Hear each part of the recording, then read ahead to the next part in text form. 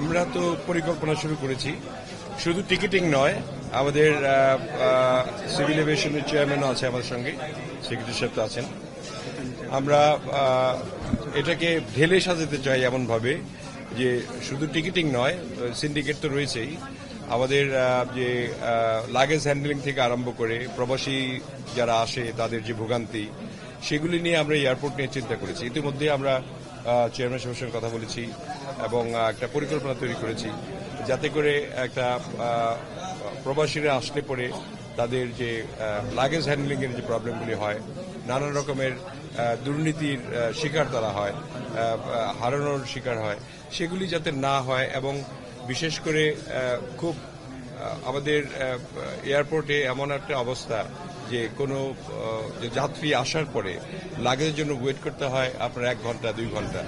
সেগুলি কিভাবে তড়িৎ গতিতে একটা প্যাসেঞ্জার আসার পরে তারপরে নেমে যাতে ইমিগ্রেশন করতে করতেই তাদের লাগেজগুলি তারা বেল্টে পায়, এই ধরনের একটা চিন্তাভাবনা আমরা সিভিল এভিয়েশনের সঙ্গে বসে করব,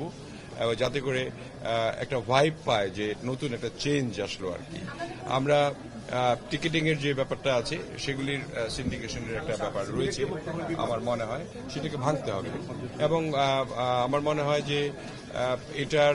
অনেক ক্ষেত্রে আমি শুনেছি যে আমাদের বিমান খালি যায়, টিকিট পায় না, অনেকেই টিকিট পাচ্ছে না, অথচ বিমান যাচ্ছে খালি। তো সেগুলির সিন্ডিকেট রয়েছে, সেগুলি ভাঙার জন্য যে যে পরিকল্পনা দরকার, আমরা আজকে তো কেবল আসলাম, আমরা পরিকল্পনা করছি, আমরা জানি কি কি প্রবলেমগুলি রয়েছে,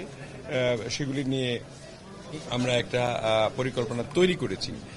এটা আমরা পরে জানাতে পারবো যে আমরা কি কি পদক্ষেপ গ্রহণ করলাম। খুব শিগগিরই আপনারা রেডিক্যাল চেঞ্জ তো হবে না, মানে স্লোলি চেঞ্জ হবে, তবুও আমরা চেষ্টা করব কিছুটা ভাইব দেওয়ার জন্য যে অ্যাটলিস্ট একটা গণতান্ত্রিক সরকার আসার পরে একটু চেঞ্জ হয়েছে, এই ভাইবটা আমরা খুব সম্ভবত আপনাদের 1 সপ্তাহ 2 সপ্তাহের মধ্যে দিতে পারবো। দুর্নীতি হলে তো তদন্ত হবেই, দুর্নীতির দায়ে অনেকেই জেলেও আছে, আবার এখনো দুর্নীতি মুক্ত হয়নি এবং সেগুলি ঠিক করার জন্য তো আমাদের চেষ্টা চলবে।